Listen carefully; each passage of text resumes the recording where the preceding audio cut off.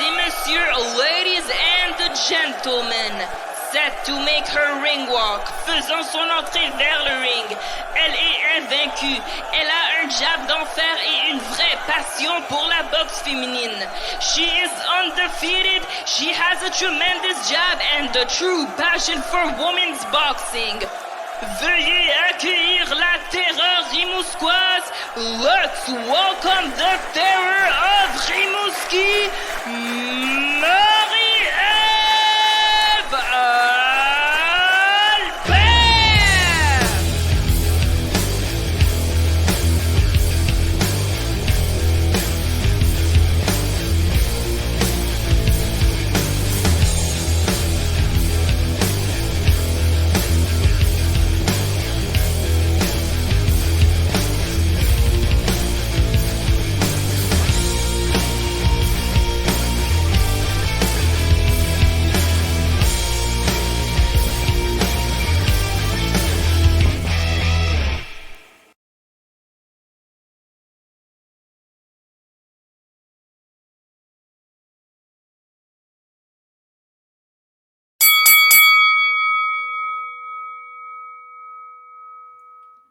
Cette semaine, je pouvais comprendre Kent Hughes qui repêchait premier au repêchage à Montréal parce qu'un jour, j'ai moi-même repêché premier et mon choix s'est arrêté sur Marie-Ève Albert. J'ai eu raison.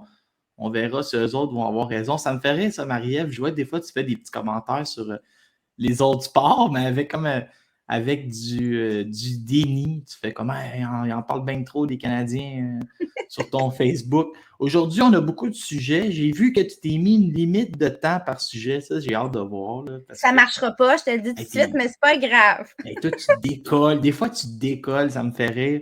Il est arrivé beaucoup de choses dans l'actualité. Il y a beaucoup de choses qui s'en viennent. Et on a eu beaucoup de combats, d'histoires. Tu sais, des fois, comment ils appellent ça?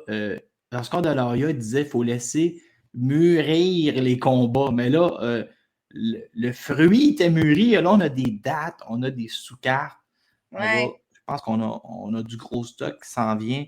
Ça a beaucoup bougé pour les Canadiennes aussi. Hein. On a eu beaucoup de combats avec nos Canadiennes, beaucoup à venir avec des Canadiennes aussi. Les Canadiennes qui, dans la victoire ou la défaite, apparaissent bien à l'international. Ouais. Je voulais même te dire, l'autre fois, je réfléchissais à ça, puis je me demandais si, en boxe féminine, le Canada est en train de s'établir comme une des puissances mondiales avec les Américains puis les Britanniques, parce qu'on a beaucoup de filles classées. Tu sais, que même, on fera l'énumération tantôt. Et là, parlant de filles classées, OK, ça me fait rire parce qu'elle est même passée devant une championne du monde dans l'algorithme BoxRec. Puis moi, ma théorie, c'est que les classements ne sont jamais à jour en boxe féminine, mais si tu passes devant l'algorithme BoxRec, dans l'algorithme BoxRec, ça va mettre de la pression à un moment donné. Mary Spencer a débattu Chris Namus. Et là, il fallait s'y attendre un peu. Mais là, il fallait s'y attendre. On s'y attendait, mais jamais à ce niveau-là. Puis je sais que tu es proche de Namus. C'est sûr que tu lui as parlé après le combat. Là, je veux tout savoir. Là. Je veux savoir ce que Namus en a dit après. C'est certain que, écoute, tu es rendu expérimenté. C'est certain que tu as essayé de savoir où elle en était dans sa tête comparé à Dicker aussi. Elle a affronté les deux. C'est sûr que tu as du croustillant. Et on a même la date du prochain combat de Mary Spencer parce qu'on est des curieux. Donc, garoche-nous tout ça. Ben, c'est ça, Mary Spencer.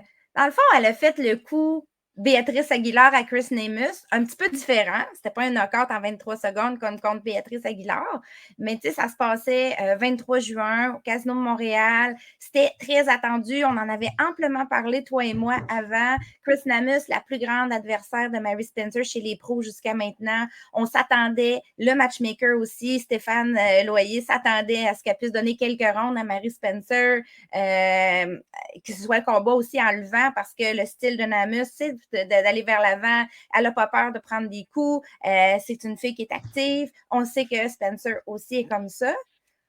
Bref, ça s'est passé vite, Laurent. Il y a eu un contexte autour de ça. Là. Quand Chris Namus est arrivé, on sait que ses bagages ont été perdus dans la foulée d'Air Canada. Comme on ne sait pas rien de nouveau, ça commençait. Mais Marie, ça aurait été une nouvelle si ses bagages n'avaient pas été perdus. Ça aurait été une nouvelle. Moi, j'ai eu un petit peu peur que le combat ne puisse pas avoir lieu parce que la boxeuse, Chris, avait mis toutes ces choses dans ses bagages en soute, incluant son protège-dents fait sur mesure par un dentiste. Les boxeurs et boxeuses qui m'écoutez, ne faites jamais ça. Voyagez toujours avec votre protège-dents sur mesure dans votre sac, dans votre sacoche ou dans votre sac d'avion, parce que si tout le reste est remplaçable, ça, c'est très dur à remplacer à la dernière minute. Bref, ça a été retrouvé la veille de la pesée. Il y a eu un petit stress là, mais quand même, Nemus était relax et était confiante. Je lui avais parlé avant, je l'ai vue à la pesée. Mary Spencer était tout sourire, puis elle aussi, on a vu quelque chose de différent de Mary Spencer. Vu que c'était une adversaire un petit peu plus coriace pour elle, on a vu le matin du combat, ou en tout cas le matin de la pesée, là, une petite vidéo de Mary Spencer en robe de chambre qui disait à Chris Namus, je suis désolée Chris, mais ça va mal se passer pour toi là, au combat. Mais Marie, je veux renchérir là-dessus. Il faut donner à Mary Spencer que, malgré la barrière de la langue puis tout, puis ça, j'imagine que c'est parce qu'elle a été, ben là, corrige-moi, là, elle a été cover girl à l'époque, je pense. C'est tout ça qu'elle a fait des magazines. Ouais. Elle a quand même une grosse expérience médiatique. Tu sais, c'est pas quelqu'un qui va être terrorisé d'aller faire une entrevue. Mais là, elle fait sa promo avec son café le matin. C'est quelqu'un qui se vend bien. Elle passe très bien à l'écran, Mary Spencer. Oui, puis je crois que là, elle a réussi à fasciner le public. Tu sais, je ne sais pas si tu as entendu au 91.9, Régent Tremblay qui, lui, s'est pas gêné, a garoché le nom de Marie-Ève Dicker un peu partout, mais ça, dans la tête des gens, dans la tête du fan moyen, lui, il y a une référence avec Marie-Ève Dicker. Quand Régent Tremblay dit Marie-Ève Dicker va partir à la course, ça entend le nom de Spencer, on peut être d'accord ou pas, mais les gens ont un repère. Et là, je crois que ce que Eye of the Tiger a réussi à faire, c'est vraiment de la prendre puis de l'amener à un autre niveau où elle est dans la tête du fan de boxe, mais elle commence à être dans la tête du fan de boxe moyen. Je trouve que la façon qu'ils l'ont médiatisé présentement est très bien fait et la fille livre marchandise après marchandise, elle ne se blesse pas et là, déjà pour être de retour, je crois que c'est le 9 septembre, fait que c'est une machine, elle va finir l'année, elle va avoir 8 ou 9 victoires. C'était intéressant comme combat, comme round, parce que ça a duré un seul round. Il y a eu un arrêt. Oui, c'est la fameuse règle des 3 knockdowns pour un round qui a été appliquée ici, parce que Chris Namus n'était pas complètement d'un vape à terre, à se relever à chaque fois. Son visage n'est pas magané ni rien. Tu n'as pas trouvé qu'elle était vapée un peu après la pas du tout. Elle était très lucide, mais on en a parlé, puis elle m'a expliqué comment elle l'a senti, puis pourquoi que ça l'a affecté quand même. Dans le fond, 3 knockdowns très, très, très... C'est la force de Mary Spencer. Quand j'ai demandé à Chris Namus après... te sens-tu un petit peu, tu la nausée, tu sens-tu étourdie, etc. Elle m'a dit non, pas du tout. Elle dit, j'ai été knockée down 3 fois. Les 3 fois, je me suis sentie poussée par sa force. Elle m'a dit, j'ai mal du côté du visage parce que même si j'ai pas de bobo puis ça paraît pas, c'est l'impact sur le coup qui était très lourd. Elle frappe lourd. Elle a vraiment une frappe lourde qui peut te mettre au sol.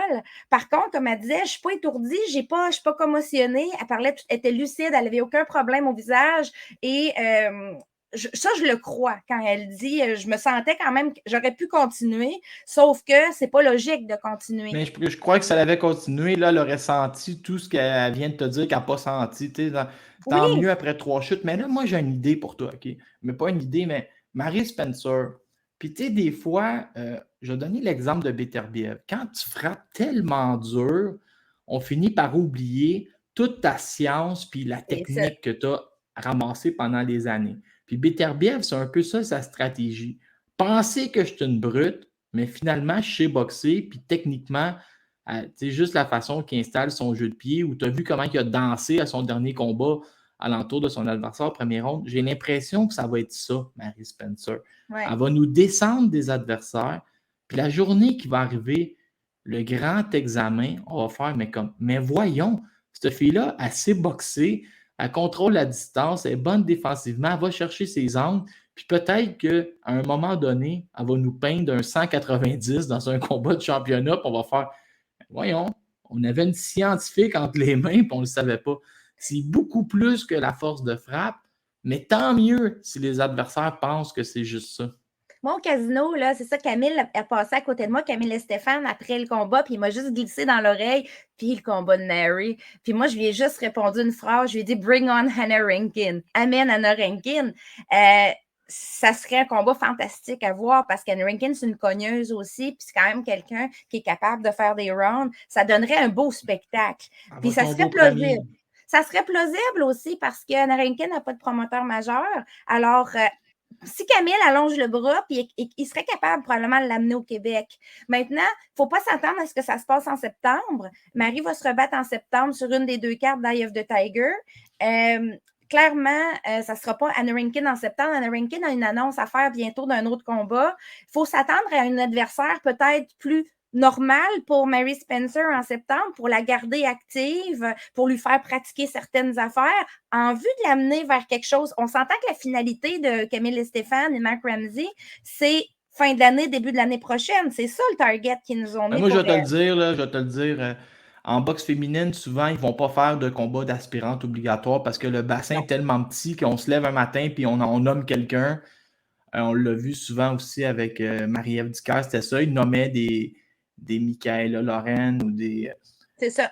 Fait que moi, je crois à Lindbergh. Je crois qu'un matin, on va se lever et la WBC va simplement annoncer que la championne a 120 jours pour s'entendre avec Mary Spencer dans un appel d'offres. Et là, c'est là que Camille va déplier, va aller gagner l'appel d'offres. Il n'y a personne qui va choisir d'affronter Mary Spencer comme défense optionnelle. Il faut juste qu'elle se positionne d'ici là. Il faut qu'elle se positionne à la bonne place. Puis il y a des stratégies en arrière. Je suis sûre qu'Eye of the Tiger sait comment faire. Bref, à suivre pour Mary Spencer. Ce soir-là, le même soir, il y avait une de mes boxeuses qui est en train de devenir une de mes athlètes préférées. Okay? Léla Baudouin, je ne le sais pas encore, il est où son sommet comme boxeuse, mais quelle athlète, quelle fille dédiée. Moi, je le répète souvent, elle a transformé sa shape pendant la pandémie. C'est la fille on est toutes sorties de la pandémie avec 40 livres de trop. Elle est sortie de la pandémie, elle a l'air d'une fille prête pour n'importe quoi. Elle a l'air étant une shape là, qu'elle pourrait choisir son sport pour réussir demain matin. Léla est en superbe condition physique. Et là, dans ce combat-là contre Amel Anouar, rappelle-moi les 2 noms, là, mais ces 2 adversaires d'Anouar, juste avant, elle avait fait la limite avec eux. Elle avait été contre Nahed Karchi puis Sophie Alish. C'est des filles qui étaient classées dans le top 25 sur BoxRec. On voit qu'elle et là étaient classées, je pense, comme 45 ou entre 45 et 50.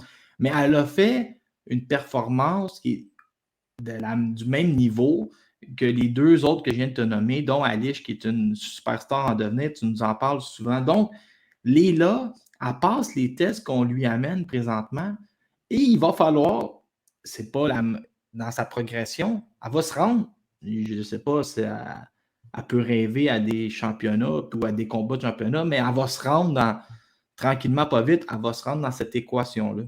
On n'est pas pressé pour Léla, elle est jeune, puis elle-même, elle n'est pas pressée. Même après son combat contre Anouar, elle me disait, je veux faire un autre 6 rounds au moins, peut-être 2. Elle veut vraiment monter des échelons tranquillement parce qu'il faut comprendre que quelqu'un qui fait un bon 6 rounds complet plusieurs fois va être vraiment très, très capable de passer à du 8 rounds, côté cardio, côté énergie, gestion de combat. C'est un apprentissage que des fois, les gens vont skipper, ils veulent aller vite, puis la transition plus difficile pour certaines boxeuses. Léla, elle a un plan. Et souvent, Marie, souvent, c'est en comparaison avec l'expérience chez les amateurs. C'est si tu n'as pas cette vaste expérience-là chez les amateurs, tu vas prendre ton temps dans les combats qu'on appelle de 6 rounds parce que les 4 rounds viennent avec un budget trop petit pour les adversaires. Exactement. Je crois que Léla fait son meilleur combat à vie contre Amel Anouar. Elle a même fait un meilleur combat que Sophie Alish contre Amel Anouar. Faut comprendre que c'était pas la même catégorie de poids. Sophie Alish se battait en 126 livres. Amel Anouar est une 126 livres naturelle. Ici, elle avait monté à 130 pour Léla. Donc, il y avait quand même une bonne différence de poids avec la réhydratation dans le ring au lendemain de la pesée. Ce que j'ai aimé en particulier de Léla dans ce combat-ci, c'est la variété de coups. Elle a beaucoup travaillé au corps, plus que d'habitude. Ça, c'est lié à un travail d'observation parce qu'après la pesée, elle m'a dit, Marie, j'ai une stratégie, je t'en reparlerai. Puis quand on s'est reparlé après, elle m'a dit que ma stratégie, c'était vraiment de l'essayer au corps beaucoup, de l'amener au corps. Puis au 5e round, elle a presque knocké à Noir. Pas au visage, mais avec des coups au corps lourds. Il en manquait pas long, il en manquait pas gros. Des rounds de 2 minutes, c'est court. Hein. Il en manquait pas gros. On a vu que Noir était affecté, qu'avec le souffle court, mais capitaliser, des fois, c'est court 2 minutes. J'ai trouvé que c'était une performance superbe. Les jeux de pied, l'intensité, la gestion de son combat. Et Anouar elle-même avait ces mêmes mots-là pour Leila après. Elle dit, j'ai fait face à une adversaire de qualité, très bonne techniquement, parce que je suis allée la voir à Anouar, puis c'est ce qu'elle m'a dit. Alors, puis à Noir, on pense, c'est une bonne boxeuse, c'est une jeune boxeuse en progression qui, elle aussi, vouait un bel avenir. Elle affronte des filles qui sont plus avancées qu'elle présentement, mais elle a une bonne technique, une bonne défensive. Il lui manque juste à peaufiner des petites choses pour. Donc, tu crois que Anouar a un potentiel et pourrait progresser, même si la façon de faire est plus complexe parce qu'elle accepte des combats avec moins de temps, puis il y a un peu. Le côté B de l'équation. Mais en boxe féminine, c'est quelque chose qu'on voit quand même, genre, que c'est pas impossible le 0 compte un peu moins, surtout dans certaines catégories de poids. Et là, Leila va se battre en sous-carte. Leila va se battre le 9 septembre. Là, je pense qu'on a le droit de le dire, sur la même carte que Marie Spencer, si tout va bien. Et là, on va y aller dans le croustillant. OK, je te pose une question, mais ça va nous amener à l'autre sujet, mais juste savoir ton opinion. Est-ce que tu crois que Eye of the Tiger va tout le temps comme doubler Leila et Spencer sur leur même gala et peut-être même continuer? Cette semaine, j'ai entendu parler de repérage assez intense. On essaie de recruter quelqu'un, on essaie de l'attirer hors du lit. Est-ce que le fait que Groupe Yvon Michel est rendu avec un magnifique quatuor dont 3 filles vont se battre le 29 juillet prochain, Camille va vouloir répondre et lui aussi aller en chercher peut-être une autre ou faire des galas à volet plus féminin, avec un meilleur pourcentage de combats féminins dans certaines soirées? Ben, c'est certain qu'il y a beaucoup d'avenir en boxe féminine. Puis si tu ne te prépares pas tout de suite, il y a un buzz. Puis si tu ne te prépares pas tout de suite, dans 5 ans, tu vas être trop en retard sur les autres promoteurs. Donc, il faut que tu te bâtisses une petite écurie, même si ce n'est pas de la parité. On ne demande pas nécessairement d'avoir de la parité 50-50 sur les cartes, mais c'est sûr que de plus en plus, on va voir 2 combats, 3 combats chez certains promoteurs, même des cartes 100% féminines. On en reparlera plus tard.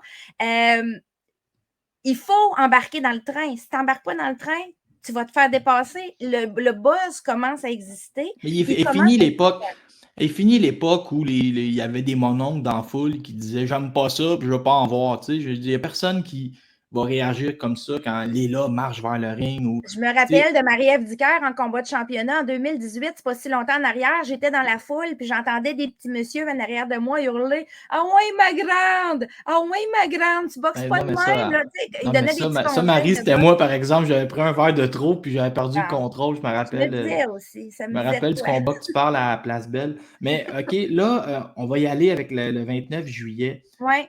On a beaucoup de choses, OK? Premièrement, on a la signature de Caroline Vert. Oui. Moi, là, j'étais impressionné. D'un, Caroline Vert, si j'ai bien compris, maintenant, elle va être dans l'entourage de Daniel Bouchard, Stéphane Larouche. Elle s'entraîne entre autres avec Kim, oui. On connaît leurs compétences. Mais là, Caroline Vert, je ne connais pas autant ma boxe féminine que toi, mais je ne suis pas payé pour fouiller. Quand j'ai vu qu'elle signait, j'ai fait mes recherches. Aux derniers Jeux olympiques, elle a perdu le round 1 et 2 sur les cartes des juges. Je crois que le 2 était plus serré.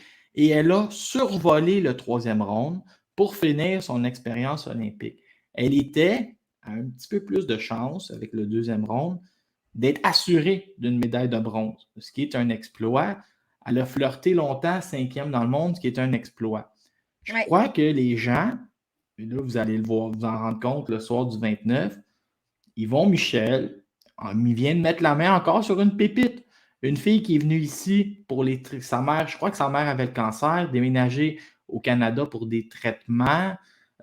mais un peu comme toi, hein, elle a un diplôme universitaire, je pense, en traduction ou quelque chose comme ça. C'est quelqu'un qui va bien se vendre, va être encore une magnifique ambassadrice pour la boxe féminine. Vous allez voir en entrevue, ça va être écœurant. Et elle va livrer la marchandise. Elle est méchante dans un ring, elle est technique, elle peut à peu près tout faire. Puis même, et là, je te laisse parler, ça va être un danger pour les championnes de la division. Mary Spencer, c'est quoi, là? 6-7 combats et déjà 6-7-8, puis Caroline Vert va être dans les discussions. Yvon Michel pourrait faire avec Caroline Vert ce que Matchroom essaye de faire avec Sky Nicholson. Il peut la monter vite parce que ça a du background olympique. C'est la même catégorie d'ailleurs, les 126 livres. La même catégorie que la petite nouvelle Caris Hartingstall aussi chez Boxer. C'est toutes des filles qui se sont fréquentées et affrontées chez les amateurs. Donc, la division devient intéressante chez les poids plumes parce que tout d'un coup, toutes ces filles-là qui étaient aux Olympiques à Tokyo passent pro et vont probablement tranquillement, mais sûrement recommencer à s'affronter. C'est du haut calibre. On n'a aucune idée comment ces filles-là ont du haut calibre et du bagage.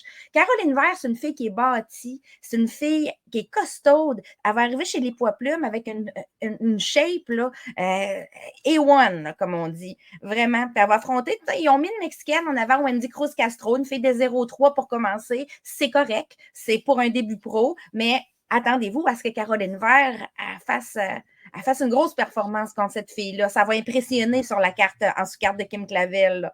Un background impeccable, une belle personnalité, des qualités de boxe techniques, mais beaucoup de puissance aussi. Elle est très versatile. J'utilise beaucoup le mot adaptable. C'est une fille qui va s'adapter énormément en cours de route. Je crois qu'elle a un style qui va bien fonctionner chez les pros. J'ai hâte de voir. Je suis excitée. Hey Marie, j'ai un commentaire pour toi. Puis, moi, j'aime ça, ces affaires-là, des politiques internes. Mais Yvon Michel n'a pas un peu comme frappé un coup de circuit en boxe féminine quand Marc Ramsey, c'est un peu devenu exclusif à Eye of the Tigers parce que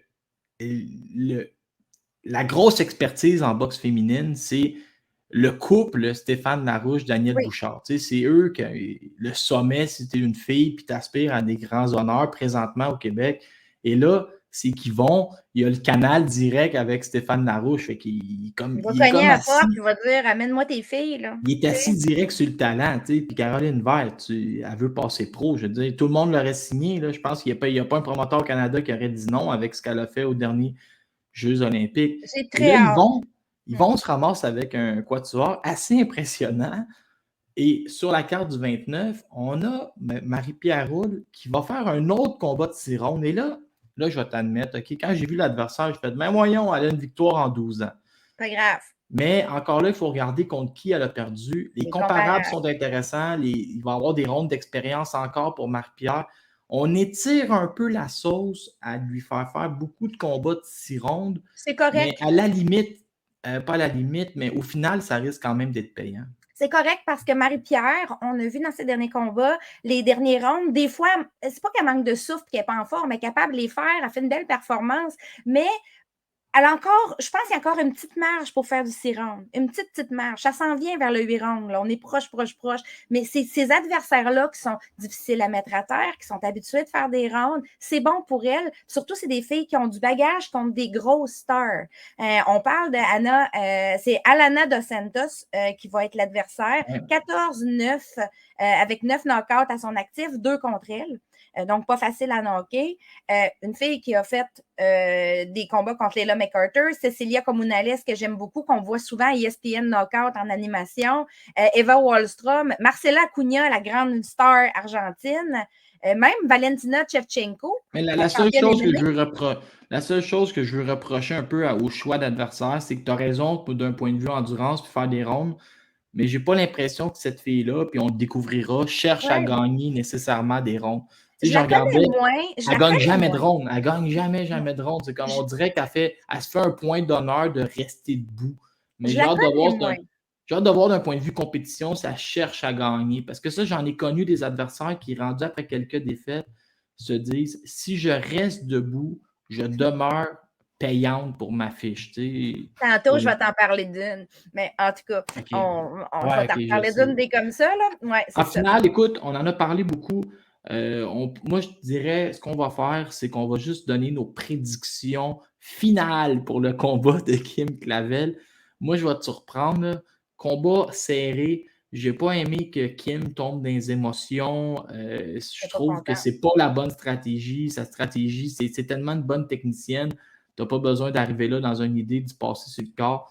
96-94 pour Kim Clavel. La revanche va être intéressante. Et le seul point que je veux t'amener d'information, c'est que dans les négociations avec le combat qui a été reporté, la revanche automatique, c'est simplement si Kim l'emporte et c'est au Mexique. C'est plus la même information du début où on parlait quasiment d'une trilogie puis que le contrat était beaucoup plus complexe.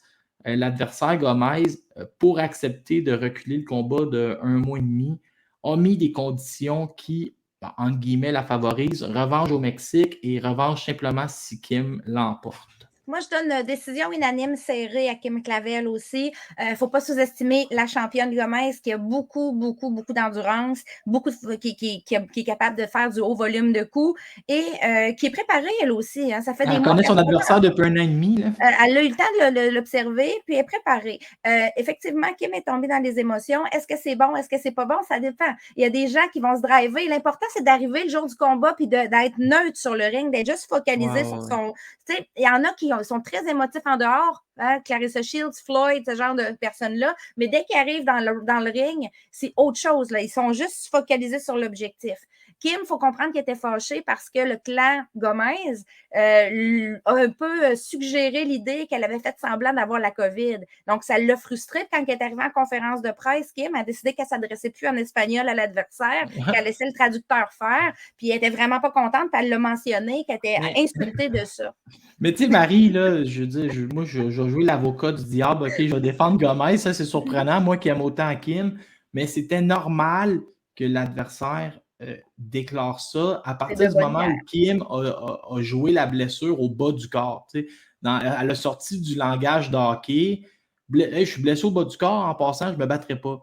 Mais là, l'autre, ce qu'on oublie, c'est que c'est Gomez qui est la championne. Ah oui. Il y avait comme ce rapport de force-là où Yvon Michel était capable d'offrir une bourse qui était la bourse probablement 3 ou 4 fois le plus d'argent qu'elle avait eu dans sa carrière pour Gomez, qui faisait le rapport de force monétaire. Mais tu as le rapport de force que c'est Gomez qui est la championne.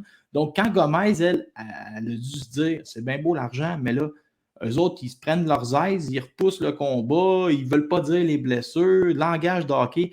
Il a dû avoir ce rapport de force-là classique entre la championne et l'aspirante qui a comme été défait. Puis là, c'est ça que Gomez doit être frustré. C'est quoi que je dis toujours, Laurent? C'est de bonne guerre. C'est de bonne guerre, c'est mon expression. Non, mais j'essaie d'expliquer la psychologie derrière Totalement. Puis pour ceux qui oublient que c'est Gomez la championne, allez voir sur BoxRec, puis c'est rare qu'on voit Gomez versus Kim. D'habitude, on verrait Kim versus un adversaire. Là, on voit vraiment Yesenia Gomez versus Kim Clavel dans la carte. C'est drôle de voir les noms inversés. Et je vais même te surprendre. OK, je te fais une prédiction là, tout de suite. Profitez-en, les gens à la maison, pour la noter. Prédiction. Il va y avoir de la chicane. Toi, tu vas être sur place. Il va y avoir de la chicane pour les gants. Il va y avoir de la chicane pour qui rentre en premier dans le ring. Il va y avoir de la chicane pour l'ordre des hymnes nationaux. C'est elle qui est championne. Mais c'est nous autres qui reçoit, tu sais. Fait que là, tu vas voir, on n'est pas fini cette histoire-là. Ça va être la folle. J'ai hâte. 29 juillet, les amis. Et là, dans une histoire qui nous a passionnés, nous deux, Jessica McCaskill pousse Alma Ibarra à l'abandon. Mais avant de parler, je te lance ça, puis vas-y dans l'ordre que tu veux. J'ai eu un malaise sur Ibarra qui dit « Je veux rester, je le sens pas, je me fais frapper, je veux abandonner. » Là, son entraîneur qui dit « Non, tu vas faire d'autres rondes, 2 autres rondes. » Puis là, elle qui dit « Mais je veux juste rentrer chez nous en santé. » Tu sais, elle le regarde dans les yeux. Puis là, il y a comme un malaise. On est encore dans les vieilles histoires, tu sais, Moi, je trouve là, que quand tu as perdu clairement les 3 rondes, tu n'as pas de force de frappe nécessairement pour revenir, puis ça va pas. L'important, là, c'est de se lever le lendemain matin, dans le fond. Ce qui a dérangé les gens, c'était que pour un combat pour championne indiscutable, donc undisputed. On remet en contexte, Alma Ibarra est l'aspirante obligatoire Jessica McCaskill, WBA. Elle obtient son combat contre la championne undisputed. Ça a lieu au Texas, elle se déplace du Mexique. Elle est préparée, très entraînée. Elle se prépare depuis 1 an pour ce combat-là. Elle arrive dans son combat.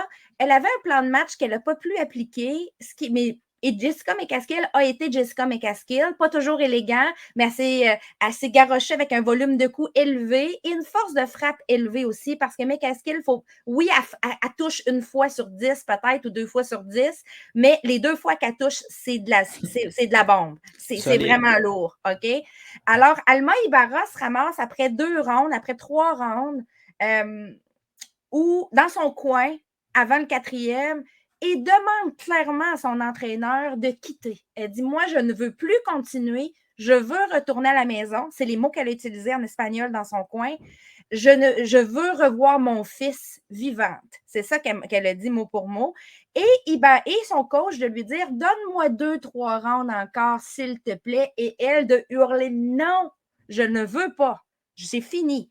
Alors, la serviette est tirée, au sens figuré, là, mais il y a un abandon ici du coin, mais en fait, qui est de la boxeuse. Le coin, c'est comme résigné. Et là, il y a eu plein de gens qui ont dit, mon Dieu Seigneur, ça n'a pas de bon sens. Elle commençait à mieux se placer au 3e round. C'est vrai qu'elle avait fait un meilleur 3e round, puis elle commençait à trouver ses repères. Elle n'avait pas l'air si affectée physiquement non plus. Elle n'avait pas été mise au tapis vraiment. Alors, tu n'as pas de knockdown, mais tu abandonnes. C'est rare qu'on voit ça. Moi, sur le coup, j'ai dit, coudonc, pourquoi qu'elle abandonne aussi vite? Et après ça, en jasant avec, entre autres, Chris Namus, en jasant avec la championne WBA, Clara Lescourat, en jasant avec d'autres filles, ces filles-là m'ont dit, écoute, Marie, moi, je trouve que c'est de la maturité.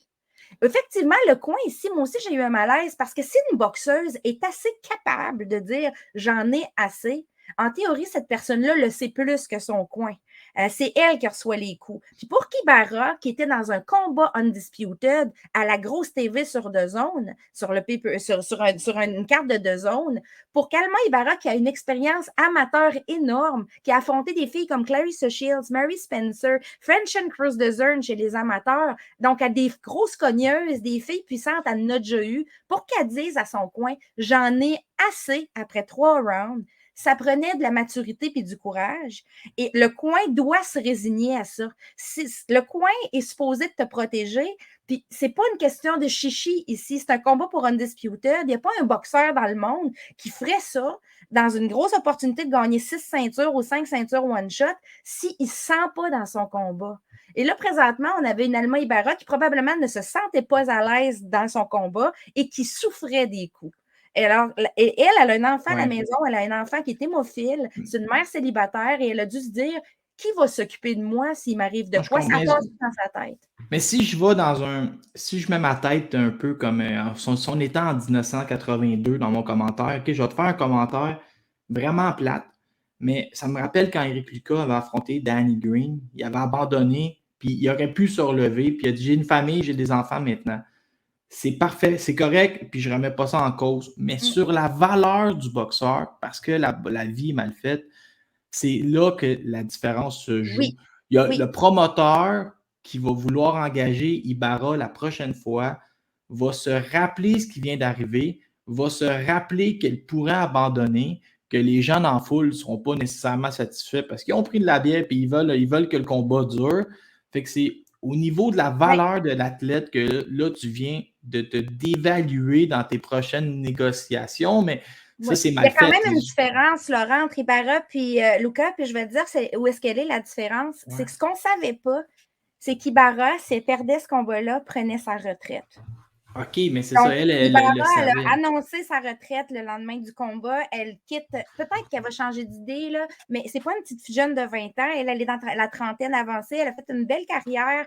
Elle quitte. Fait que probablement que son idée était déjà faite que si elle perdait ce combat-là, elle prenait sa retraite. C'était mûri. Mais tu sais, une langue sale pourrait te dire qu'elle voulait seulement ramasser la bourse. Je ne crois pas qu'elle a eu une si grosse Non, bourse je le que sais, mais si on est de mauvaise foi, là, il y a bien j'ai- des gens de mauvaise foi, mais tu sais, moi, là, ce que me disait Chris Namus, puis elle a raison, là, elle me disait pourquoi un boxeur devrait, si tu ne te sens pas dans ton combat, pourquoi tu prendrais le risque de ce qui est arrivé à Alejandra Ayala, qui est arrivé à Zapata, Zakaria Zapata, quand tu le sais que tu es à risque, tu t'es à risque parce que ta performance te met à risque, parce que les coups te frappent trop fort, parce que tu te sens étourdi un peu, ce qu'on ne savait pas sur le coup. Pourquoi tu te ferais subir ça? Qui va venir s'occuper de toi chez vous quand tu vas être en chaise roulante puis paralysé? Il n'y a personne. Non, mais Hein? je veux juste que ce soit bien compris. Je suis d'accord avec tout ça. Non, ça, Je je dis le juste sais. que la conséquence, c'est si tu veux continuer ta carrière, tu as un petit peu. Ça va Ouais. dévaluer ton stock. Mais tu sais, c'est Fait- mal fait, mais la vie est comme ça. Là. Mais Caskill va descendre à 140 comme prévu, c'est annoncé déjà. Probablement, on parle de Chantel Cameron dans un moyen terme. Est-ce que ça va être Chantel Cameron une fois qu'elle va avoir affronté Kelly Reeves ou ça va être Chantel Ouais. Cameron tout de suite puis que la gagnante affrontera Kelly Reeves pour Undisputed après? On ne sait pas. En Mais espérant que ça va ouvrir des opportunités de ceinture pour Marie Spencer qui est jamais loin des 147, Marie-Ève Dicker qui rêve des 147, puis Marie-Pierre Roule qui est à 147. Fait que, on a beaucoup de filles à 147. Rajoute Candy Wyatt, la ouais, c'est ça. Canadienne, t'es pas loin. On pourrait avoir un méchant party au Canada si les 4 ceintures tombent libres. On a 4 filles dans le top 10, selon moi. Moi, le prochain sujet, là, je ne veux pas en parler, puis je ne vois pas pourquoi on remettrait, on tournerait le fer d'emblée. Je commence à m'en remettre. Défaite de Martine Vallière-Bisson contre Laura Gribb. Ce que je veux te dire sur ce combat-là, je ne veux même pas parler du combat, mais je veux te dire, le cerveau de Martine Vallière-Bisson est à un autre niveau. Moi, le lendemain matin, quand elle est arrivée, là, je pensais qu'elle allait être détruite. Je pensais qu'elle allait peut-être parler de faire d'autres choses ou prendre sa retraite. Oublie ça. Elle veut juste mordre 2 fois plus dans le mode peace, faire les ajustements, travailler encore plus fort puis foncer pour un autre 3 ans. J'ai compris que ces athlètes-là, ils n'ont pas le même cerveau qu'un gars comme moi qui abandonne beaucoup trop facilement. Sont ailleurs. On ne va pas détailler le combat. Martine a perdu au point contre Laura Grisp. Il n'y a pas eu de knockdown, de knockout, ni rien. C'est un combat qui s'est joué sur l'opportunité aussi. 2 filles qui étaient capables, toutes les deux, de gagner ce combat-là. Mais celle qui a vu les trous en premier, puis qui s'est adaptée le plus vite, a gagné et c'est correct. Je veux dire, on voulait tous que Martine gagne. Ça ne s'est pas passé comme ça. On a vu beaucoup de mobilité du côté de Grisp qui tournait beaucoup. Parfois, Martine lançait des bons coups, mais elle n'était pas capable de traverser la défensive de Grisp. On a vu que Grisp avait une défensive très, très, très opaque. Bref, ça ne définit pas Martine, cette défaite. Et le fait d'avoir perdu, va lui amener d'autres opportunités parce que quand tu perds contre une fille qui est mieux classée que toi, il ne faut pas oublier, Grisp était mieux classée. Regarde sur BoxRec, il y a déjà des gens qui veulent s'assurer le service de Martine. Ils n'ont même pas négocié avec. Mais ils vont se faire surprendre au tournant parce qu'il y a des filles qui pensent que Martine est ci ou est ça, puis que c'est pas le cas. Grisp est une bonne boxeuse. On la connaissait moins, mais on a vu que c'était une boxeuse qui était capable. Martine est une bonne boxeuse qui était capable. C'est Martine qui avait la plus grosse victoire des deux face à Lindsay Garbett avant. Ouais. Donc, là, présentement, ce qui va faire que Martine va devenir attrayante, c'est qu'il y a beaucoup de gens qui vont dire « je vais m'essayer ». J'ai rien à perdre, je vais m'essayer. C'est une fille qui a une défaite. À cette heure, on sait qu'elle peut perdre. Je vais m'essayer. C'est moins peurant qu'une fille avec une fiche parfaite. Ça, c'est une maudite belle possibilité. Mais là, Martine, il va falloir qu'elle choisisse. Il va falloir vraiment qu'elle choisisse. Tu ne peux pas tout accepter les opportunités. Il faut que tu prennes les opportunités qui vont pouvoir te faire grandir comme boxeuse. C'est pas parce qu'elle reçoit plus d'offres tout d'un coup que ce sont toutes des bonnes offres, même si elles sont payantes. Donc ici, il y a une perspective, il y a des choix à faire de carrière. Est-ce qu'on va choisir un combat qui est prenable, même si la bourse est un peu plus petite, ou on va choisir un combat contre quelqu'un qui te prend vraiment comme un tune-up fight, qui s'imagine que tu vas être un tune-up fight pour des grosses bourses, mais à ce moment-là, tu peux te faire une réputation d'être une fille qui fait des tune-up fights. Ce que je te dirais, c'est mais je pense pas que Martine n'est pas bien à l'argent, là, mais je te dirais, le piège, mettons que je prends mettons que je prends Martine puis que je la transpose juste en boxe professionnelle si je ne la connais pas. Le piège, c'est une forte bourse, mais qui vient qu'un camp d'entraînement plus petit. Tu sais, essayer de piéger ton adversaire ou tu l'invites le mercredi pour venir se battre le samedi, mais tu t'allonges 1 000 de plus. Tu sais, ça, c'est des stratégies qu'on a connues en boxe. Camp d'entraînement plus lourd, plus court, coupure de poids ou augmentation de poids plus drastique. Oui, en échange que tu lui offres sa meilleure bourse. Tu veux te payer un peu, tu veux te payer sa fiche, mais où que je veux lancer des fleurs à Martine, c'est que elle a pris ce combat-là. Tu sais, il y a tellement en boxe professionnelle, il y a tellement de fiches qui sont montées au Casino de Montréal où on prend le boxeur 0-0, on le monte 19-0, il sort à l'étranger, puis il perd, puis là, on l'a perdu. Mais Martine, elle avait un combat qui était logique contre une fille qui était prenable, qui avait moins d'expérience qu'elle chez les amateurs. Elle a fait un beau voyage. Tout s'inscrit, tout était logique. Elle l'a pris, ça n'a pas fonctionné. Elle mord dans le mode piste, puis elle continue. Puis à la limite, moi, ça me donne une belle leçon dans la vie de détermination. Là, on va passer aux choses sérieuses. Ben, c'était sérieux. Claressa Shields, Savannah Marshall. Moi, j'ai juste un commentaire à te dire. C'est une citation. Dans tout le moussage de combat, j'ai aimé quand Marshall elle a dit « Je vais prendre ta perruque, puis je vais mopper le plancher avec. » Puis là, Shields, elle ne savait pas quoi répondre, puis elle a dit « On va faire la même affaire. » Puis là, j'ai fait comme « OK, le crêpage de chignon, maintenant, vous êtes dû pour vous battre. » Puis le deuxième moment que j'ai le plus apprécié, c'est quand Claressa Shields affrontait Emma Cousin, puis que Savannah Marshall abaillait comme si elle allait perdre connaissance sur le bord du ring. J'ai fait « Oh, c'est quand même drôle, là, votre promo à la WWE, mais vous êtes dû pour vous battre. » Là, la promo a pris un degré de plus parce qu'il y a eu une conférence de presse. Par contre, je te dirais qu'ici, si Savannah Marshall, jusqu'à maintenant, gagnait la guerre des mots, c'est Shields qui a gagné la guerre des mots à la conférence de presse. Pas parce que Marshall n'a pas essayé et n'a pas lancé de bons coups, mais Shields est arrivé préparé. Elle est arrivée énervée pareil. Hein? Elle est arrivée là, irritée avec son petit ton, là, mais ses arguments étaient vraiment meilleurs que l'autre. Elle était tout le temps capable de contre-argumenter avec des faits. Et j'ai trouvé ça, je trouve qu'il y a un changement ici du côté de Claressa. On sent que ça se referme et que même si elle est énervée, elle commence à focaliser sur les vraies choses, sur les faits. Et ça, c'est intéressant parce que c'est pas le genre à Shields. Mais là, tout d'un coup, probablement que son entourage a dû lui dire l'entonnoir, là, focalise sur le but, laisse faire le reste. Donc, elle s'est préparée des vrais arguments factuels. Cela étant dit, on a appris pendant cette conférence de presse-là que la carte allait être 100% féminine.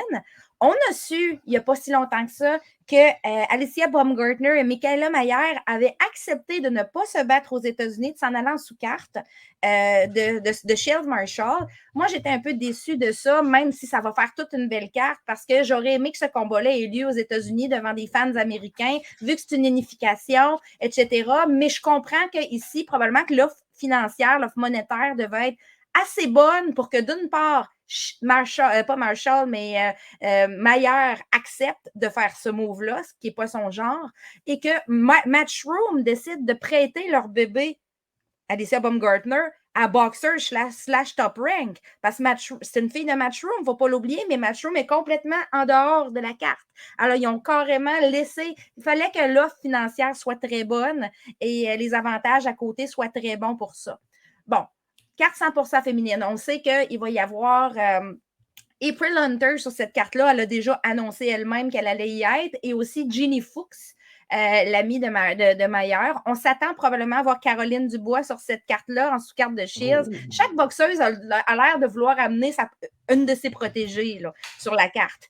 Bref, c'est intéressant, mais je ne sais pas qu'est-ce que tu en penses, Laurent, toi, des cartes 100% féminines. Moi, je suis un peu mitigée sur ces cartes. Moi, je connais ton argument là, parce qu'on en a parlé, mais je veux te dire, si tu me fais une carte 100% féminine où la finale attire pas l'œil, oui, tu risques de passer un peu en dessous. Mais là, dans le cas de Shields Marshall, je connais personne qui veut manquer ça. Non. On peut même parler, regarde Serrano contre Cathy Taylor commence à livrer la performance au niveau des codes d'écoute. Je veux dire, il y a un buzz sur la boxe féminine. Je te dis pas que le buzz, comme mettons en boxe masculine, il y a, mettons, 40 boxeurs que s'ils boxent, il va y avoir beaucoup de monde à la télévision. En boxe féminine, on est peut-être à 5, 6 ou 7 athlètes qui peuvent vraiment attirer le buzz. Mais là, avec Marshall et Shields, tu en as 2 de ces 5-6-là. Fait que c'est assurément un succès. Oui, puis Maya Baumgartner aussi. Ouais, fait que là, ici tu as un succès. Si tu avais à faire une carte féminine et que tu veux qu'elle fonctionne, mais à date, tu as déjà les 4 ingrédients que tu avais besoin dessus. Fait que dans ce cas-ci, je suis d'accord que les cartes 100% féminines. Et si on ramène ça au local, avec, mettons, l'équipe que Yvon Michel est en train de monter, la télévision, puis le Casino de Montréal qui n'est pas dur à fouler, on devrait exactement faire la même chose au casino aussi. Donc, oui, je suis d'accord avec les cartes 100% féminines, mais peut-être pas juste en faire pour en faire. Là. Il faut que tu aies une logique, il faut que tu aies une construction dans ton gala. Mais là, ce que tu me parles, c'est Caroline Dubois qui est en début de carrière, avec versus des combats d'unification à la fin. Fait que, tu vois là, comme ça gradue, c'est logique. Puis c'est bien. Moi, j'adore ça. Puis je vais être à l'écoute de A à Z. Même, mais qu'on arrête de se parler, là, je vais aller écouter, je pense qu'il y a Ramla Ali qui se bat. Puis je bat cet après-midi, Ramla Ali contre Agustina Rojas. C'est ça. Quand les gens vont l'écouter, ça va peut-être être déjà passé, mais moi, je vois juste ça d'un œil positif. Puis tant mieux s'il y a un buzz. Puis tu vois, même, je vais faire un détour bizarre, mais tu sais, Ronda Rousey, là, elle vendait en fou à l'UFC. Je vois pas pourquoi on n'aurait pas exactement le même modèle en boxe. Ben, normal, là, je m'en allais dire. Mais pourquoi? Tu sais, un jour, moi, je viens de te dire une surprise. Un jour, il y a un boxeur masculin qui va profiter de Shields en finale ou de Marshall. Ça va être l'inverse. Autant qu'il va y avoir des boxeurs masculins qui vont profiter de Kim Clavel puis qui vont profiter de Marie-Ève Dicker. C'est l'inverse. C'est que la croissance, il faut regarder que la croissance de la boxe féminine est comme ça. Les cartes 100% féminines, moi, je trouve ça excitant d'un point de vue de fan de boxe féminine. Par contre, d'un point de vue marketing, j'aime moins ça. Pour la simple et bonne raison que souvent, les sceptiques sont sceptiques face à la boxe féminine. Et quand tu as une carte mixte, ce que j'aime de ça, c'est que ça amène toujours un lot de nouveaux fans. Tu as des gens, des garçons surtout, qui vont dire « Je vais payer pour tel combat masculin ». Ah, là, ils découvrent 2-3 combats féminins, mettons, ou un combat féminin extraordinaire.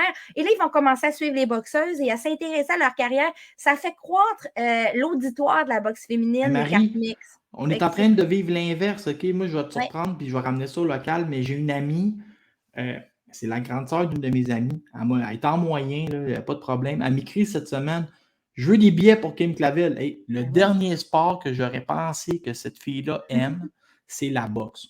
Elle me dit, je veux des billets pour Kim Clavel. Je dis, non, pas toi, mais je t'aime pas la boxe. Elle dit, je capote sur Kim Clavel. Mais j'adore Kim. Là, je dis, c'est quoi ton budget? Elle dit, ça me dérange pas, je suis lousse. Mais je dis, OK, tu as besoin de combien de billets? 4. Une demi-heure, c'était réglé. Elle achetait 4 billets. Le bill monte quasiment à 700$ pour le casino. Là. Tu sais, fait que, oublie ça, la clientèle va changer. Ça commence, là.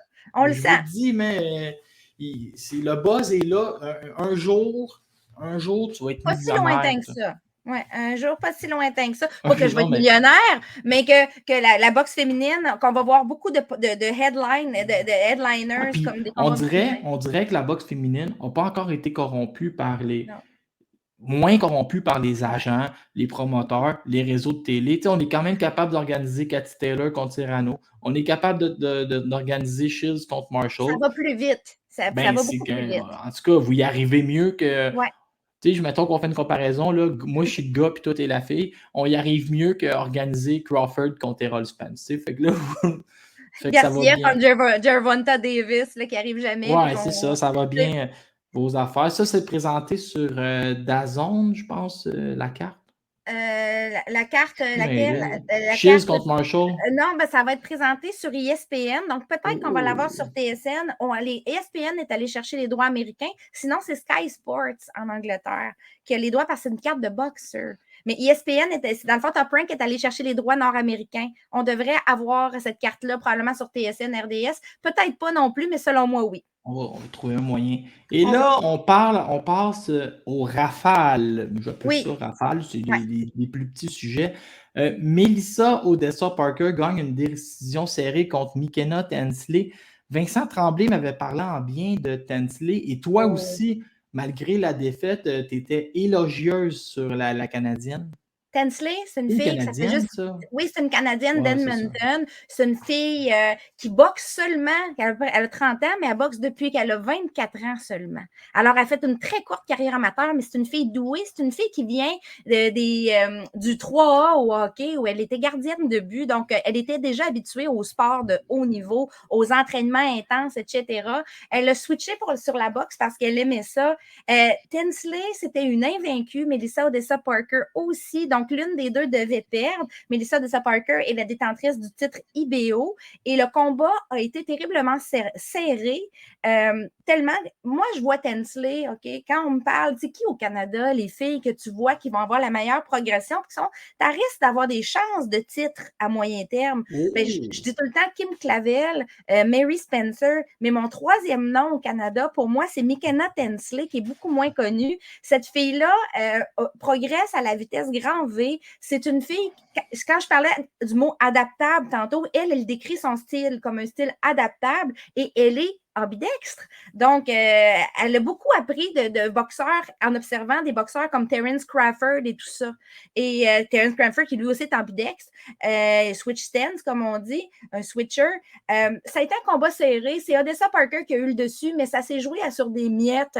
Il y a deux juges qui ont vu 96-94 pour Parker, donc c'était très serré. Il y a un juge qui dormait puis il n'a pas vu la même affaire que les autres. Mais ça reste que c'est juste une défaite qui va la faire grandir. Et je vous dis, j'ai fait une entrevue avec, allez le voir sur ma page YouTube, abonnez-vous en même temps. Et mais vous allez l'aimer, vous allez aimer sa personnalité. Je vous dis, suivez-la sur Instagram. Une boxeuse en pleine progression qui a tout, qui est capable de tout faire défensivement, est capable de contre-attaquer si nécessaire, est capable d'aller à l'attaque si nécessaire, elle a de la puissance, elle est capable d'avoir des knockouts. C'est une fille qui a qui a ses bases excellentes. Toutes ses bases de boxe sont très bonnes. Et comme je vous dis, elle est ambidextre. Donc, comme Mary Spencer, comme Terence Crawford, capable de boxer, d'avoir le jab à droite ou à gauche. Allez-y, suivez-la, je l'adore. McKenna Tensley, une défaite qui ne définit pas sa boxe ni sa carrière. Voilà. Moi, j'aime bien surveiller la scène française aussi. Et là, celle que tu veux nous parler, Victoire Pitot. Ouais. Elle a 9 victoires, 2 défaites. Elle a seulement 23 ans. Elle a passé pro quand elle avait, je pense, jeune. Ouais. 19-20 ans. C'est une autre, ça, qui fait attention aux fiches, elle est en progression. Ouais. Et là, elle vient de faire toute une performance à Monaco. Oui, c'est une défaite, mais c'était un combat de 10 rondes. Elle avait un adversaire expérimenté. Est-ce que tu vois, dans ce combat-là, tu vois Pitot continuer à s'améliorer, puis on ne sait jamais là, pour nos amis français. Pitot n'avait jamais affronté une fille comme Magali Rodriguez, une typique mexicaine qui était infatigable. Tu sais, le type infatigable à la McCaskill, c'est ça, Magali Rodriguez. C'était pour le titre WBC Silver des super légers, donc des 140 livres. Victoire Pitot, c'est une jeune, 23 ans, qui a quand même un bon bagage local. Elle a fait beaucoup de combats français, commence à connaître un peu plus les styles qui sortent de France. Là. Et ici, ben, elle s'est fait prendre, tout simplement. C'est elle qui a dominé la première moitié de combat. Je dis dominé, c'était quand même... Tu sais, c'était serré, là. C'était quand même serré. C'est elle qui a quand même, je dirais, gagné la première moitié de combat, mais Magali Rodriguez a vraiment capitalisé sur la fin. Probablement, c'est une question d'expérience ici. Rodriguez, beaucoup d'expérience sur des plus longs combats. Elle a énormément de combats à son actif. Pitot en a beaucoup moins. Donc, sur le long terme, probablement que Magali Rodriguez faisait une meilleure gestion. Et elle est arrivée en force à la fin. Son 10e round, Rodriguez, il a été vraiment incisif. C'est ça qui a fait basculer la faveur des juges. On parle ici de 3 juges neutres. Le combat avait lieu à Paris, mais on avait 3 juges qui venaient ni de France ni du Mexique, ce que j'aime beaucoup dans des combats où il y a des ceintures en jeu. Moi, dans ma tête, ça devrait toujours être des juges neutres, mais c'est pas l'idéal. L'idéal puis la vraie vie, c'est autre chose. Là, c'est pas toujours possible, mais ici, c'était possible. Donc, on a eu un combat, ça s'est vraiment soldé au 10e. Victoire Pitot, on va en entendre parler, elle a juste 23 ans. Comme je disais, donnez-lui 3 ans encore de progression. Là. À 26 ans, elle va arriver avec tout un bagage. C'est une défaite qui ne définit pas, elle non plus, au même titre que McKenna Tensley avant, sa qualité de boxe. Bravo quand même pour la performance. Moi, je n'ai pas trouvé que c'était une contre-performance. C'était un combat enlevant. Tout le monde a aimé ce combat-là. Il faut qu'il y ait une gagnante et une perdante. Des fois, on ne peut pas toujours gagner. Ah non, mais c'est surtout qu'à 23 ans, elle a encore des années où elle peut progresser. Mais c'est 3 bonnes années encore. Puis, Mayerlin Rivas Seigneur. sort des limbes. C'est quoi? Là, faut que tu me. Ça faisait 2 ans et 4 mois qu'elle était inactive avant Là, la pandémie. Elle a battu Karina Fernandez. Karina Fernandez, bonne boxeuse, beaucoup d'expérience. Faut comprendre, Mayerlin Rivas, c'est la championne WBA des 122 livres, donc des super cotes, catégorie Ségolène Lefebvre et compagnie. C'était une fille qui ne s'était pas battue pendant 2 ans à cause de la pandémie. Elle est vénézuélienne, c'est toujours plus compliqué pour elle. Et elle n'avait pas de promoteur majeur, mais Matchroom est allé la signer dernièrement et l'a amenée au Mexique, Matchroom, pour un combat de retour contre cette fille-là qui s'appelle Karina Fernandez, une Mexicaine. C'est un adversaire de remplacement. Il faut comprendre qu'elle devait faire face à Isis Vargas qui s'est blessée à 2 semaines du combat. Donc, c'est Karina qui a accepté de la remplacer. Ça n'a pas été long. Ça n'a pas été long. Il y a eu un abandon non, c'est parce que Mayerlin Rivas, ça frappe vraiment fort. No joke, là, elle est sous-estimée. Il ne faut pas regarder sa fiche, elle non plus, parce que c'est le genre de fille qui a appris sur le tas, qui a eu des défaites, mais qui accepte comme quasiment tous les défis. Là. Sincèrement, Rivas est forte. Et si Matchroom l'a signé en se disant, parce que moi, c'est mon guess, si Matchroom l'a signé en se disant, je vais l'amener à Elise Cottenay. Elise Cottenay va la battre. Là. Tu signes une fille pour lui enlever sa ceinture. Dans le fond, on voit ça des fois. Ben, je ne suis pas certaine, moi, que ça va se passer comme ça. Rivas, je ne suis pas sûre qu'Elise Cottenay est rendue. Moi qui aime beaucoup Elise Cottenay et qui la voit championne du monde dans le futur, je considère que Mayerlin Rivas est beaucoup trop forte pour Cottenay présentement. C'est la force de frappe. Si tu avais vu la force de frappe, la main arrière, là, lourde là, sur Karina, là, c'était beaucoup, comme on dit, too much. On parle de punishment en anglais, là. C'était de la punition solide. Là. Il y a eu. Non, c'est ce que je dirais, c'est que ici, on a une fille qui va faire des ravages chez Matchroom. Ils sont mieux de. Oh oui, elle va faire des ravages. J'aimerais la voir contre Ségolène, mais ça ne semble pas être les plans à court terme. J'ai vu passer sur Twitter comme des changements de titres, des titres qui ont changé de main. 2 nouvelles championnes argentines, Céleste Alanís et Clara Lescourat. Est-ce que je me trompe ou tu as déjà fait une entrevue avec Clara Lescourat cette semaine? J'ai fait une entrevue cette semaine avec, c'est une charmante jeune femme. Puis l'entrevue est sous-titrée en français, c'est pour ceux qui veulent la voir. Là, c'est ça aussi sur ma page de YouTube. Abonnez-vous. Mais Céleste Alanís, c'est une fille que j'aime beaucoup. On va parler de ce combat-là en premier. Céleste Alanís, 26 ans, droitière. Elle se prenait, imagine-toi donc, contre Tamara DeMarco, qui est une ancienne adversaire de Kim Clavel, qui elle-même venait de gagner une ceinture en surprise. Sa ceinture, c'était fraîchement gagnée au printemps là, contre Deborah Anaï Lopez, qui est comme une boxeuse établie en Argentine. Donc, on avait Tamara DeMarco qui faisait sa première défense de ceinture, mais face à sa mandatory, qui était Céleste Alanís, on l'appelle la Chucky, by the way. Elle a toujours une poupée de Chucky avec elle, c'est un personnage. Mais sincèrement, là, ça s'est très mal passé. DeMarco n'était pas de calibre. C'est pas qu'elle n'est pas une bonne boxeuse, mais c'est parce qu'Alanís, c'est quelqu'un qui est vraiment, vraiment forte. Là. TKO 7e, mais la fille DeMarco a pris le plancher plusieurs fois, a pris le tapis plusieurs fois. C'est un abandon du coin, enfin. Ils disent TKO 7e, mais dans le fond, ils ont tiré la serviette. Là. On peut le voir sur YouTube, les highlights. Choix logique. Elle est classée 4e chez les poids mouches sur BoxRec, juste en arrière de Kenny Enriquez. On pourrait la voir contre Marlene Esparza à moyen terme pour unifier. Mais c'est une fille, Céleste Alanís, à suivre, elle est très, très dangereuse. Elle frappe fort, elle aussi. Elle avait, tu sais, elle l'a knocké, elle avait vraiment une grosse main droite pesante. Là. Tu sais, c'est cette main-là tout le long du combat. Là, non, mais c'est pesant, c'est lourd, puis ça a mis l'adversaire à terre à une couple de fois. Là. La fille a pris le plancher une couple de fois, tout le temps, là, soit avec la main droite ou avec une combinaison qui impliquait la main droite. Pour Clara Lescourat, l'autre boxeuse, ben, c'est une fille qui a eu un background amateur, à peu près 70 combats amateurs. Elle se prenait contre la championne Maribel Ramirez chez les Super Mouches à 115 livres, qui n'est pas sa catégorie habituelle. Habituellement, elle se bat à 112 112 livres pour le titre WBA. L'Escourate, seulement 7 combats à son actif, incluant sa dernière victoire, mais déjà championne. Puis elle avait aussi le titre Fédé Latine puis le titre Gold avant, parce qu'elle a un bon entourage qui l'a toujours amené à saisir les opportunités. C'est une fille d'expérience. C'est pas un combat qui était très excitant. On va se dire les vraies choses. C'était un combat technique, mais l'Escourate était bien préparée. Elle avait un plan A, un plan B, un plan là, si jamais si Ramirez restait au centre, puis un plan si jamais Ramirez venait la chercher.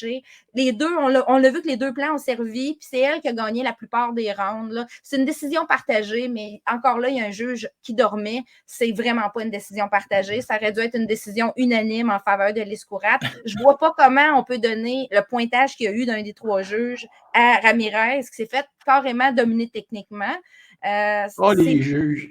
Non, mais tu sais, c'est totalement bizarre. C'est on voit 2 résultats acceptable dans le pointage, puis un non seulement qui va à l'autre, mais qui est complètement à l'inverse. Tu dis, mais il y a quelqu'un, personne, là, les animateurs, tout le monde dit, mais que c'est ça, c'est un split decision qui met à saveur de décision. C'est un des grands malheurs de la boxe professionnelle. Et Alexis Kubica, une Canadienne qui passe chez les professionnels.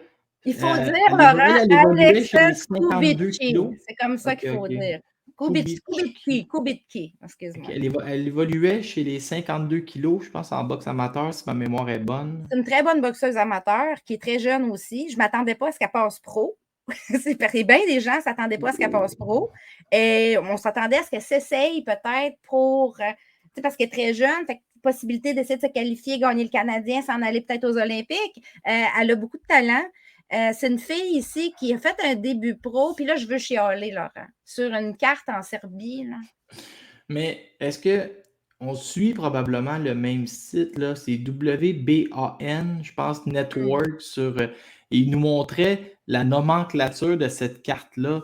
Puis moi, ce que je veux savoir, c'est qui se paye un billet dans la foule pour voir des 1,37, 0,36, 4,94. Il y a beaucoup en boxe féminine de boxeuses qui... Les routières qui appellent des Journey Women. Oui, mais ils sont capables de faire des rondes sans se faire mal. Ils ne cherchent pas à gagner, mais on les ramène constamment sur les cartes. Et il y a des régies qui acceptent ça. Ici au Québec, ça ne passerait jamais ici, ça. Ça ne passerait jamais. Je ne pense pas que ce serait dangereux pour la santé de l'adversaire, mais la régie, elle doit protéger aussi le sport, tu sais, dans la façon que c'est écrit, là, elle doit protéger le sport aussi contre le cynisme, puis pour pas que ça devienne comme le mot, c'est pas le bon mot, je dis, mais comme folklorique. Tu sais, amener une fille de 4,94, ça crée du cynisme dans la foule, ça ferait le monde, il n'accepterait pas ça, même si peut-être c'est pas dangereux. C'est 20,94, mais ça reste que, écoute, moi, ce qui m'a dérangé, c'est l'attitude. Moi, je l'ai vu, ce combat-là. Puis j'ai vu Claudia Ferengi, une fiche de 20,94,8 présentement, avec déjà 2-3 combats prévus dans le mois prochain. Parce que ça, c'est une fille qui se bat 2 fois par mois en moyenne depuis des années et qui se présente pour le chèque de paye, puis ça paraît. Elle, là, elle se présente pour le chèque de paye. Tu vois l'attitude que moi, tu ne me toucheras pas. C'est pas qu'elle a une bonne défensive, là. C'est qu'elle court tout le long. Elle court. C'est fatigant contre des débuts pro parce que les débuts pro n'ont pas l'expérience encore, puis n'ont pas la même expérience qu'elle. Ça reste qu'à 20,94,8, c'est de l'expérience, c'est du round en petits mots. Elle est capable de ne pas se faire mal. Elle, ben, écoute, elle tire aucun coup. Elle tire aucun coup. Moi, un boxeur qui tire aucun coup puis qui court tout le long, là, t'es là pour le chèque de paye. Pourquoi? Mais là, je vais juste arrêter. C'est pas un peu ça que Reynoso a fait contre Marie Spencer, tu sais, parce qu'il y a des boxeuses qui vont essayer, puis quand ils voient que ça ne fonctionne pas, se mettent en mode survie. Elle, la différence, c'est qu'elle se met en mode survie en marchant vers le ring. Reynoso, la différence, c'est qu'elle a quand même une bonne défensive, puis que tout dépendamment qui elle affronte, elle essaye quand même de gagner. Ouais. Ça dépend à qui. Ferengi, ça n'a pas de défensive, ça là, on ne sait pas en tout cas. Moi, je ne le sais pas, ça a une défensive, parce que j'ai même pas pu la voir. Écoute, ça n'a pas de bon sens. La pauvre Alexas, là, elle passait dans le beurre parce que l'autre courait. Elle essayait de l'atteindre, c'était pas faisable. L'autre, tu sais, couper le ring, là, une fille comme ça, c'est difficile parce qu'ils ont plein de stratégies pour bypasser ça. Écoute, j'aime pas ça, puis j'espère plus la voir. Puis en plus, sur BoxRec, je sais pas si tu as vu, mais elle a 2 combats de prévus pour la même soirée dans 2 pays différents. Mais ça, c'est quelqu'un qui accepte tout. Mais tant que les matchmakers, tant qu'il va y avoir des commissions athlétiques à travers le monde, puis même des pays où les commissions athlétiques sont divisées par province ou par région, tu sais que c'est même pas un organisme, c'est 52 si tu prends les États-Unis. Ça va continuer. Même aux États-Unis, on envoie il va y avoir BoxRec, il y a des gars-là qui n'ont pas de bon sens. Il va toujours avoir, je vais donner l'exemple de Thomas Blumenfield qui a passé pro contre un 0,15 dans le Maine. Il va toujours avoir une commission athlétique qui va accepter l'adversaire. Tu sais, je vais te conter une anecdote. Là, le combat de Batyr Shukenbayev, il était signé il y a 1 an ou 2, puis il cherchait un État qui allait accepter l'adversaire.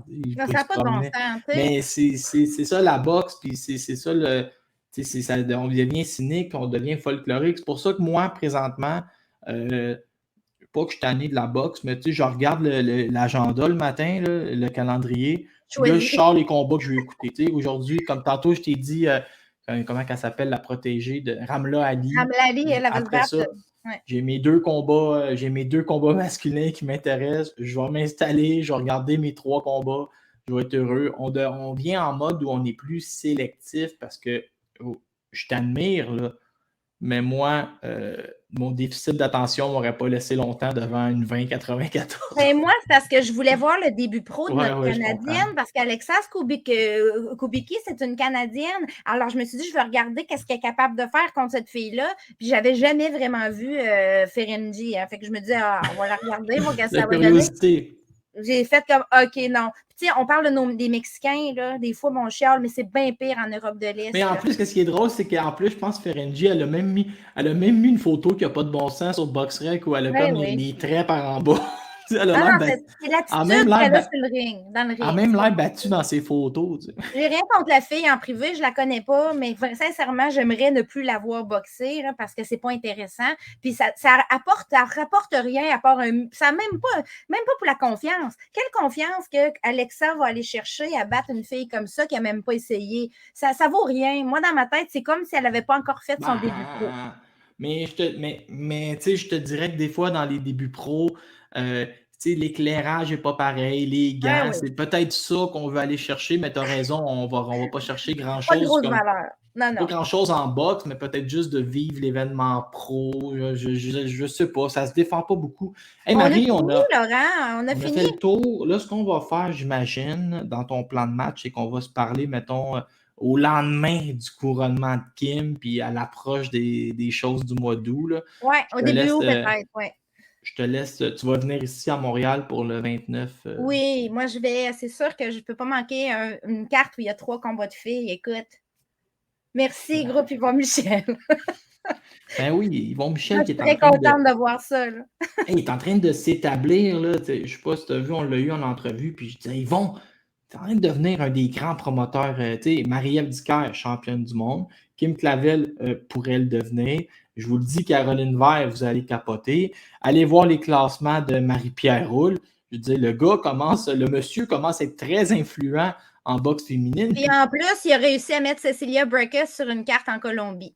Oui, je vais même te donner un gros scoop. Anna Gabriel devrait être ajoutée sur cette carte-là. Puis, ils vont ramener Sarah Couillard. C'est pas parce qu'elle a perdu qu'ils vont pas lui donner une chance de revenir. Oui, c'est une maudite belle carte, celle-là. J'ai vu que Patrice Volny avait été rajoutée aussi en Colombie. C'est de valeur, j'ai plus une scène pour y aller. Parce que j'aurais bien aimé. Sur ce, Laurent... Je peux prêter 80$. Ah, merci beaucoup. Je vais le considérer. Je sais pas si ça va être assez. Hey, merci, puis on se reparle le mois prochain. Bon week-end et bon mois. Merci.